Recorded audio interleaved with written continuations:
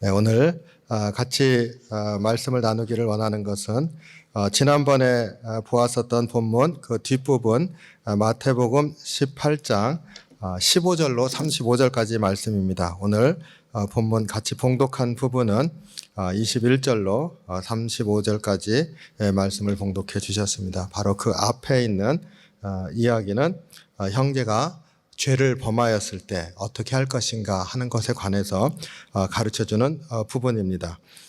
우리 마태복음을 처음서부터 꾹 읽어가고 있는데 그 뜻을 좀 그 문맥에 맞춰서 이렇게 상고하기를 원한다. 제가 이렇게 말씀을 드렸습니다. 그래서 성경 공부하는 방법이 여러 가지가 있겠지만은 전체 맥락을 좀 이렇게 보면서 복음서에서 예수님에 관해서 가르쳐주는 게 복음이죠. 그 복음서에서 예수님을 어떻게 가르쳐주고 있는지 그것을 좀 전체 큰 흐름 안에서 좀 살펴보기를 원합니다. 그래서 한 구절 한 구절 보는 그 의미도 이 맥락 안에서 이렇게 살펴보고 있습니다. 그러니까 꼭 그렇게 유념하시면서 본문을 읽어보시고 그리고 그 안에서 예수님이 어떠한 모습으로 나타나는지를 꼭 살펴보시기를 원합니다. 오늘 마태복음 18장 지난 시간에 1절로 14절까지 했고 15절 이하로 이제 보게 될 텐데 앞에서 있었던 내용은 그 제자들이 예수님께 질문하면서 예수님의 가르침이 시작되었다 했습니다. 그래서 천국에서 누가 큰 자입니까? 이게 큰 질문이죠. 그것에 관련해서 이제 쭉 답을 하시는데 예수님은 거꾸로 어린아이를 데려다가 그 앞에 보여주시면서 어린아이와 같이 겸손해야 된다 이렇게 말씀하셨습니다. 그리고 죄를 짓지 않는 것, 소자 하나도 잃어버리지 않는 것에 관해서 말씀을 하셨습니다. 오늘 15절에서 20절까지의 말씀은 내가 형제가 너에게 무슨 잘못을 했을 때 어떻게 용서할 것인가에 관한 질문입니다. 그러니까 형제가 죄를 범하거든 가서 너와 그 사람과만 상대하여 권고하라. 만일 들으면 내가 내 형제를 얻을 것이요. 이렇게 시작을 하고 있습니다. 그러니까 다른 사람이 나에게 죄를 졌을 때 그 죄를 어떻게 처리할 것인가에 관한 가르침입니다. 앞에서요, 내가 만약에 소자 하나를 실족해 하면 연자맷돌을 목에 메고 바다에 던져지는 것이 낫다 그랬습니다. 그리고 손이 죄를 지으면 차라리 손을 없애고 나머지 몸이 천국에 들어가는 것이 낫다 이렇게 가르쳤지 않습니까? 이것은 뭡니까? 앞에서는 다른 사람을 실족하게 한다는 얘기는 내가 다른 사람에게 죄를 짓는 거죠. 그러니까 다른 사람에게 죄를 지었을 때 내가 어떻게 할 것인가 하는 부분입니다. 죄를 짓지 않도록 그리고 용서를 구하도록 그 손이 범죄하면 손을 차라리 포기해라. 그 얘기는 죄를 회개하고 그리고 거기에 합당한 죄의 대가를 기꺼이 받으면서 용서함을 받는 거 아닙니까? 구하는 거 아닙니까? 15절 이하는 반대의 상황입니다. 다른 사람이 나에게 죄를 지었으면 나는 어떻게 해야 되는가에 관한 가르침이죠. 그래서 죄를 범하거든 제일 먼저 첫 번째 그 사람만 상대해서 그러니까 다른 얘기하지 않고 나와 그 사람과 1대1로 만나서 그 사람에게 권고를 하고 그 권고를 그 형제가 들으면 내가 내 형제를 얻을 것이요 그랬습니다. 그러니까 이 한 절 안에 주님이 다른 사람이 나에게 죄를 지었을 때 거기에 어떻게 대처할지를 가르쳐주는 말씀이 다 들어있습니다. 그 죄만 가지고 당사자와 얘기를 해서 그것을 권고하라 이렇게 얘기를 했습니다. 그렇게 하는 이유는 이것으로 말미암아 다른 사람들에게까지 확대되지 않고 오직 그 죄의 문제 그리고 그 죄와 관련된 당사자들과 만나서 해결하도록 하는 거죠. 그리고 죄를 졌으니까 그 죄에 대해서 합당하게 그 사람을 징벌해라 이런 얘기가 없습니다. 내가 만약 권고했는데 그 사람이 받아들이면 뭘 한다고요? 그 형제를 얻을 것이다 그랬습니다. 목적이 어디에 있습니까? 형제를 얻는 겁니다. 그러니까 죄로 말미암아서 갈라졌었던 것을 회복하고 화목하게 되어지는 것에 관해서 가르쳐 주는 것이라 하는 것을 알 수가 있습니다. 이게 이제 가장 중요한 가르침이죠. 그래서 다른 사람이 나에게 죄를 졌을 때 지금부터 이제 쭉 보면은 3단계에 걸칩니다. 첫 번째는 그 사람과 만나서 그 문제에 관해서 권고하고 받아들이면은 화목하여서 그 사람을 얻게 될 것이다. 만일 듣지 않으면 그 다음에 이제 신명기서에서 가르쳐준 말씀도 신명기 19장 15절인가요? 거기에서 2-3 사람의 증인을 데리고 와서 그 2-3 사람이, 그러니까 2사람 혹은 3사람 증인의 입을 통하여서 그 사실을 확인하게 하도록 했습니다. 그러니까 그 사람으로 하여금 다시 한번 자신의 죄를 깨닫게 해주고 다시 화해할 수 있는 길을 찾는 것이죠. 이게 2번째 단계입니다. 그리고 그것도 듣지 않으면 그때 교회에 말하고 교회에서 거기에 대해서 권고하도록 했습니다. 근데 교회의 말도 듣지 않으면 이방인과 세례와 같이 여기라. 그러니까 이방인과 세례와 같이 여기라는 얘기는 믿음의 공동체 안에서 떨어져 나가게 하는 거죠.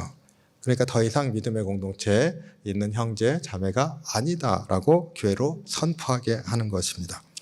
이 3가지 단계, 구약에서부터 율법을 주실 때 그렇게 가르쳐 줬어요. 그러니까 그것과 별반 다르지 않습니다. 그러나 여기에서 강조하고 있는 바는 초점이 화목하게 하는 거죠. 이 사람을 돌이키게 해서 돌아오게 하는 것이라 하는 것을 알 수가 있습니다. 앞에서 본인이 소자를 실족해 하거든 혹은 내가 그 사람에게 죄를 지었거든 그 죄를 지은 손을 혹은 눈을 혹은 이렇게 죄를 지은 것들을 포기하고 차라리 온전한 부분으로 천국에 들어가는 것이 낫다 이렇게 얘기한 이 부분은 내가 죄를 짓는 것에 대해서 회개하는 부분 아닙니까? 이 부분은 굉장히 스트롱한 걸 알 수가 있습니다. 그렇죠? 팔이 그 죄를 범하였으면 성경에 있는 말로 하면 차라리 찍어내어 버리라. 발이 범죄했으면 차라리 찍어내어 버리라. 굉장히 읽기도 두려운 그러한 말씀입니다. 그런데 형제가 나에게 잘못을 했을 때, 죄를 지었을 때 그때는 어떻게 하라고요? 굉장히 내용이 앞에 시작하는 부분이 그렇게 두려운 마음이 아닙니다. 1대1로 만나서 권고하라는 거예요. 그리고 받아들이면 화목하게 되어서 그 형제를 네가 얻을 것이다. 2번, 3번, 이제 가장 마지막 단계 교회에서 권고하는 것까지 거기까지죠. 그리고 거기에서 듣지 아니하면 더 이상 믿음의 공동체의 사람이 일원이 아니다라고 이렇게 가르치고 있습니다. 그리고 여기에서 이제 18, 19절에 보면은 우리 베드로의 고백을 연상시키는 그런 말씀이 나옵니다. 진실로 너에게 이르노니 무엇이든지 너희가 땅에서 매면 하늘에서도 매일 것이요 무엇이든지 땅에서 풀면 하늘에서도 풀리리라. 이게 베드로가 신앙 고백하면서 주는 그리스도시요 살아계신 하나님의 아들이십니다. 바요나 시몬아 내가 복이 있도다. 하늘 아버지가 너에게 가르쳐 주신 것이다. 그 다음에 뭡니까? 이 믿음의 이 반석 위에 교회를 세우겠다 이렇게 말씀하셨잖아요. 그리고 주신 축복이 땅에서 매면 하늘에서 매고 땅에서 풀면 하늘에서도 풀릴 것이다. 바로 그 말씀 아닙니까? 근데 오늘 본문의 맥락은 우리 베드로의 고백에서 봤을 때 이 땅에서 믿음으로 무엇이든지 이루면서 살 수 있구나.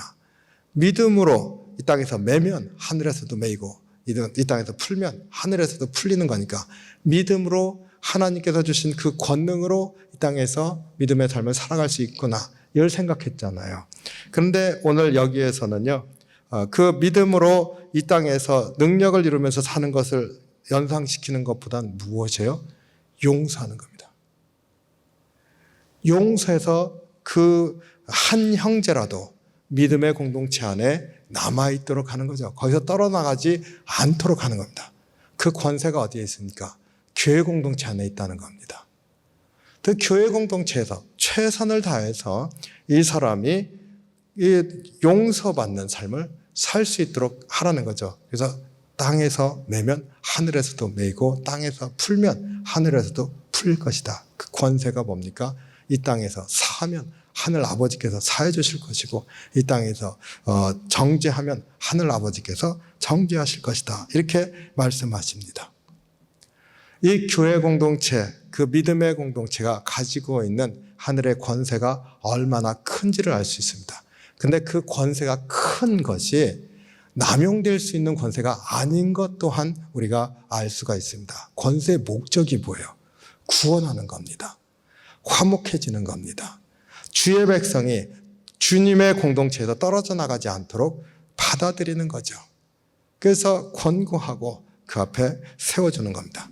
그러면은 이 사람이 권고를 받아들였어요. 교회에서 이제 이 사람이 자신의 죄를 인정하고 회개했으니까 이제 용서받았습니다. 선포했습니다.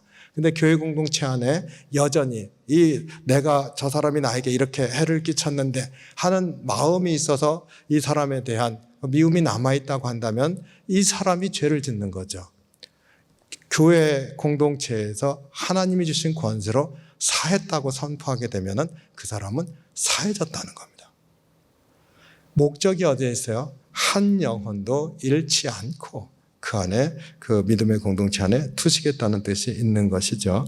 19절에 보니까 진실로 다시 너에게 이르노니 재차 강조하면서 말씀하십니다. 너희 중에 두 사람이 땅에서 합심하여 무엇이든지 구하면 하늘에 계신 내 아버지께서 그들을 위하여 이루게 하시리라. 앞에서 교회에서 이제 권고했고 받아들였으면은 용서해주고 받아들이지 않으면 이제 이 사람은 더 이상 신앙인이 아니다. 이방인이다. 세리와 같다. 선포하면 그 사람은 교회 공동체에서 떨어지는 겁니다. 그 권세를 얘기를 했습니다. 그 권세가 어디서 오는지를 얘기를 해주고 있습니다. 뭐예요? 두세 사람이 합심하여 기도하면. 두 사람이 같이 기도하면이 아니죠. 두 사람이 같이 기도하는데 각각 기도하는 게 아닙니다. 따로따로 하는 게 아닙니다. 어떻게 하는 거예요? 두 사람이 땅에서 합심하여 무엇이든지 구하면, 여기서 무엇이든지 구하는 것도 땅에서 매면 하늘에서 매이고 땅에서 풀면 하늘에서 풀리는 것에 다른 말이지 않습니까? 하나가 되어서 그 모든 그 두세 사람이 교회 공동체, 주님의 부름받은 공동체 안에서 하나가 되어서 마음이 같이하여서 기도하면 무엇이든지 이루어지리라 그랬습니다. 그러니까 너희가 땅에서 매면 하늘에서도 매일 것이다. 무엇인 땅에서 풀면 하늘에서도 풀어지리라 라고 하는 말씀의 자세한 설명입니다. 그래서 다시 너에게 이르노니, 다시 너에게 이르노니 무엇이 강조되고 있습니까? 그 다음에 교회 공동체 안에서 같은 마음으로 기도하라는 거죠. 이 형제가, 이 자매가 이러한 잘못을 했는데 이 권고를 받아들이게 해주십시오 하는 기도를 하고, 이 형제가, 이 자매가 받아들였으니 이제 사해지게 해주십시오 하는 기도를 하라는 거 아닙니까?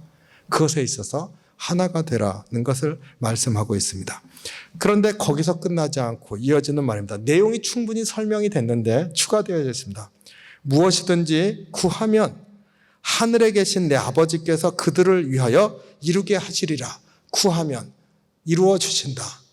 보세요. 여기에서 이루어진 모습이 어떤 겁니까? 교회 공동체 안에 아무리 적은 공동체, 2명밖에 없는 공동체, 많은 공동체, 많은 사람 있는 공동체 똑같다는 겁니다. 두세 사람이 함께 기도하면, 합심하여서 기도하면 그 안에 일치를 이루고 있습니다. 같은 마음을 이루고 있습니다.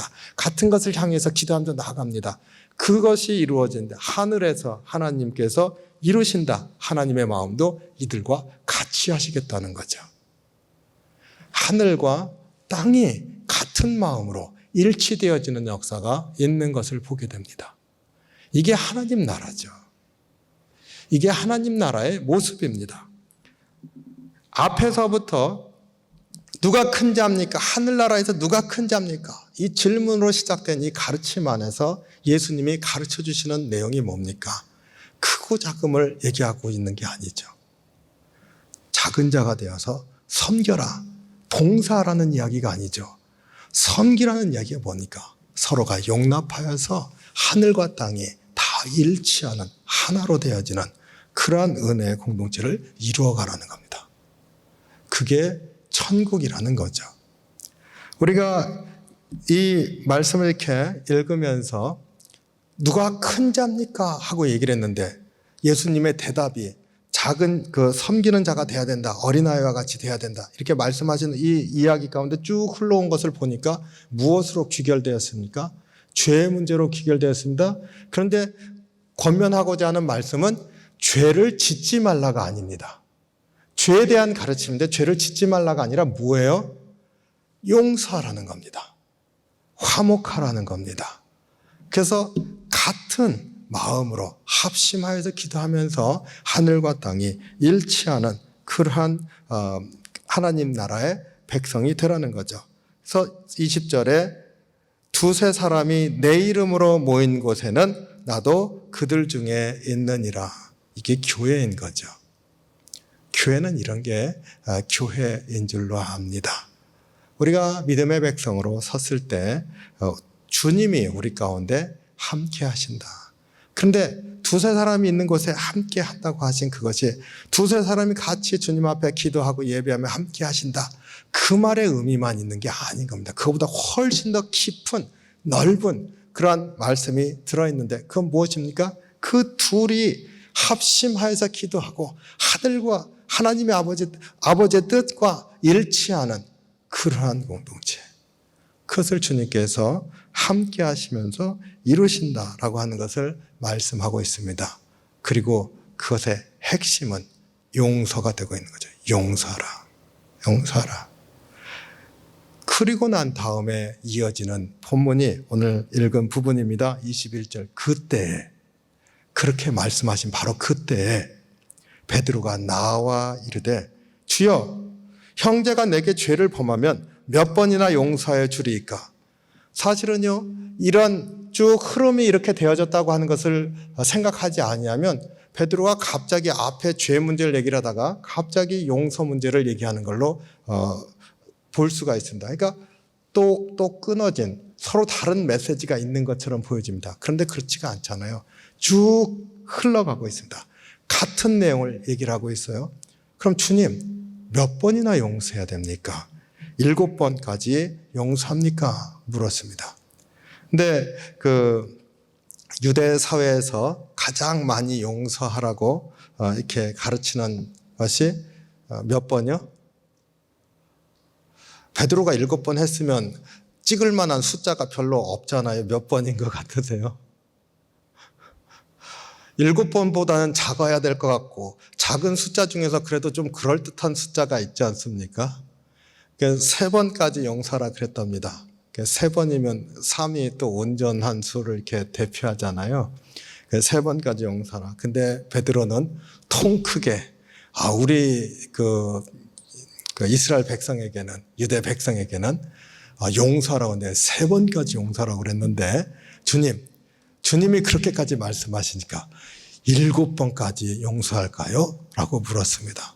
굉장히 많이 용서하는 것을 얘기를 한 거죠. 근데 주님께서 내게 이르노니 7번뿐 아니라 7번을 70번까지라도 할지니라. 그러니까 7번 용서하고 또 7번을 용서하고 7번을 용서하는데 70번을 하라. 7, 7에 49. 그러니까 490번 용서하면 되겠네요. 491번은 용서가 안 되는 거죠. 그죠? 그런 뜻 아닌 것 잘 아실 줄로 압니다. 7이라고 하는 숫자가 온전한 수일 거고 당시에 있었던 것보다 훨씬 더 큰 용서를 하는 것이었을 텐데 주님은 그렇게 하시지 아니하시고 7번 용서했는데 또 7번 용서하고 또 7번 용서하고 70번까지라도 그렇게 해라. 그냥 마냥 용서하라. 이렇게 말씀하셨습니다. 예수님의 가르침은 굉장히 레디컬하다고 이렇게 말하죠. 굉장히 어찌 보면 극단으로 가는 것처럼 이렇게 말씀하실 때가 있습니다. 원수를 사랑하라. 그리고 용서를 7번을 70번이라도 하라. 이렇게 말씀하신 이런 것들이 굉장히 우리가 인간이 감당할 수 없을 정도로 끝까지 이렇게 스트레치하는 그런 것을 보게 됩니다. 7번에 70번, 이 끄트머리에 뭐가 있을까요? 이 끄트머리에 아마 십자가가 있을 겁니다. 7번을 70번이라도 해라. 그렇기 때문에 주님께서 십자가를 치신 것이겠죠. 그러니까 7번에 70번이라도 할지니라 대답했습니다. 그리고 7번에 70번의 의미를 얘기를 해줬습니다. 잘 아시는 그런 내용입니다.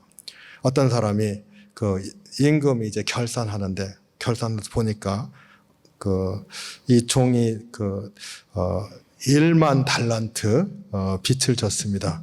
저는 이 달란트가 얼만큼 되는지 늘 보면 이제 늘 잊어버려요. 근데 뭐 이렇게 레인지가 있긴 하죠. 근데 대충 한 금 34kg 정도 뭐 이런 정도 얘기를 한대요. 근데 30여 킬로 그러면 금이 그만큼 되면 무겁겠구나 하는 정도 생각을 하는데 근데 누가 이렇게 이게 어느 정도 크기야 그러니까 한 20몇 억 정도 된다고 그러네요. 요즘 물가가 올라서 더 올라갔을 것 같기도 하고. 근데 그 의미 얘기하는 건 아니겠죠. 1만 달란트 하는데 제가 이렇게 찾아봤어요. 근데 그 주석책에서 이런 소개를 하고 있더라고요. 1만 달란트 엄청나게 많은 거니까 그냥 이제까지 많다 그랬는데 제가 얼마나 많은지 거기에 있는 거 소개해 드리겠습니다. 이스라엘이 그 로마의 식민지 아닙니까? 그러니까 로마에다가 1년에 이렇게 조공으로 혹은 그 세금으로 이렇게 바치는 돈이 800달란트였답니다. 이스라엘이라고 하는 그 유대 그 나라죠. 식민지로 잡혀 있지 않습니까? 그러니까 주인인 나라에 바치는 그게 800달란트였대요, 당시에. 그리고 다윗이 그 역대상 29장에 나오는 거죠. 성전을 짓기 위해서 준비해 놨었던 그 금의 양이 언급되고 있는데 3,000달란트. 그러니까 성전을 짓기 위해서 제국을 이루는 과정 가운데 계속 모아놓은 거 아닙니까? 모아놓은 게 3,000달란트랍니다. 그리고 열왕기상에 시바 여왕이 솔로몬에게 이렇게 바친 금액이 나오는데 120달란트랍니다. 이게 별거 아닌 것 같은 생각이 들어요. 아수르 왕이 이스라엘 이제 무너뜨리려고 쳐들어오지 않습니까? 이제 결국은 이제 항복하잖아요. 히스기야 왕에게 요구한 그 조공의 금액이 은 300달란트, 금 30달란트였답니다. 열왕기 하에 나오는 이야기.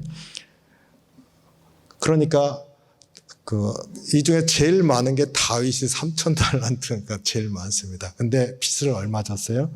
1만 달란트. 무슨 얘기입니까? 그냥 생각할 수 없는 금액이라는 겁니다. 그냥 생각할 수 없는 금액의 빚을 졌습니다. 우리 잘 아는 것처럼 이제 갚아라 그러니까 도저히 갚을 수가 없으니까 날 참아주십시오. 꼭 갚겠습니다. 임금이 불쌍히 여겨서 놓아줬습니다. 그리고 그 빚을 탕감해 줬습니다. 가다가 자기에게 빚진 종을 만났습니다. 그게 100데나리온이던가요? 그렇죠?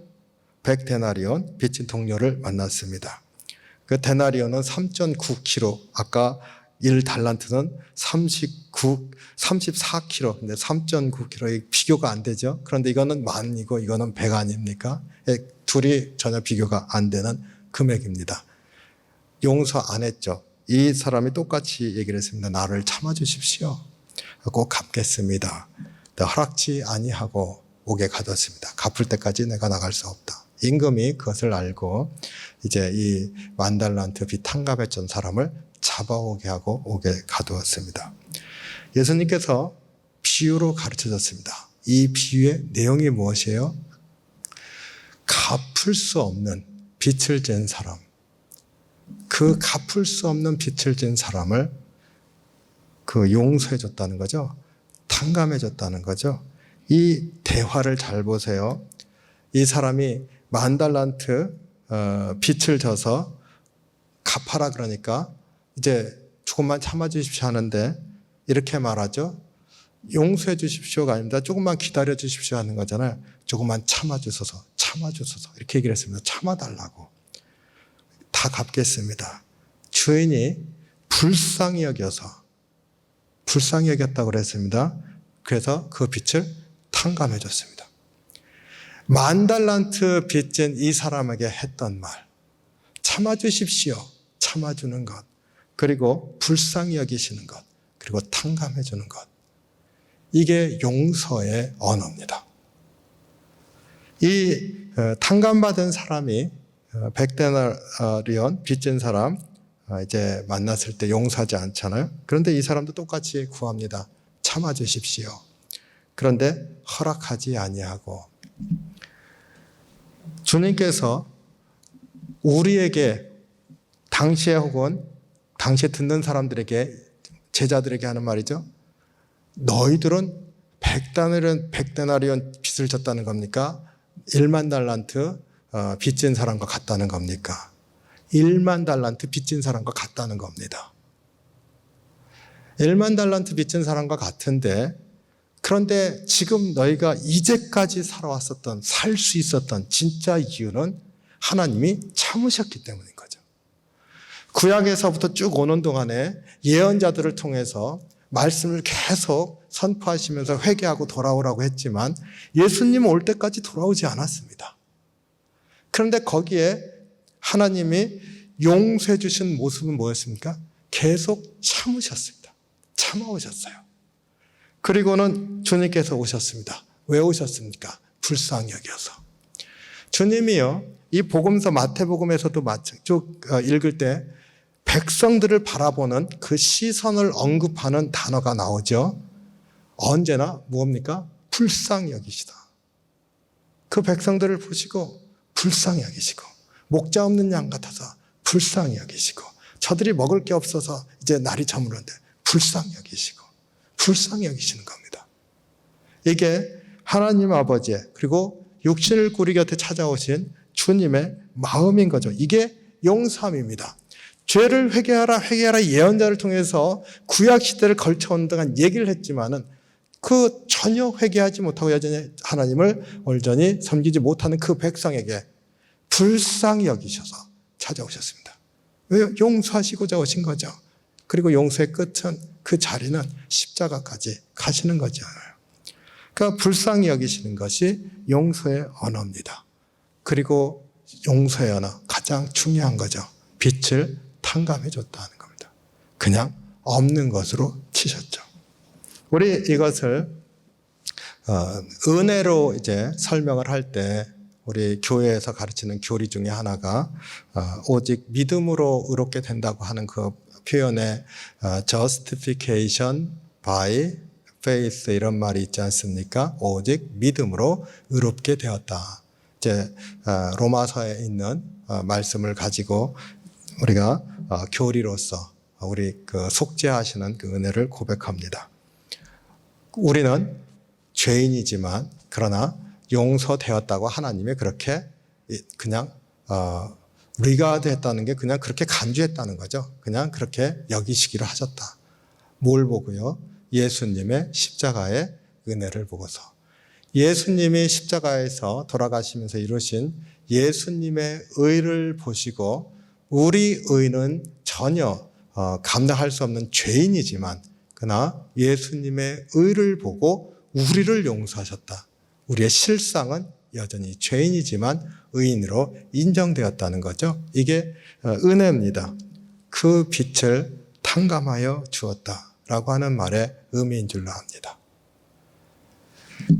이 앞에 가르침, 네 번째 가르침입니다. 말씀 묶음입니다. 그래서 이제 오늘 이 말씀까지 끝나죠. 19장 1절에 예수께서 이 말씀을 마치시고, 말씀 마치는 종결 어구입니다. 이 설교, 네 번째 설교의 내용이 무엇입니까? 처음 시작할 때 천국에서는 누가 큰 자입니까? 천국은 큰 자가 있는 게 아니라 누가 있는 겁니까? 용서받은 자가 있는 겁니다.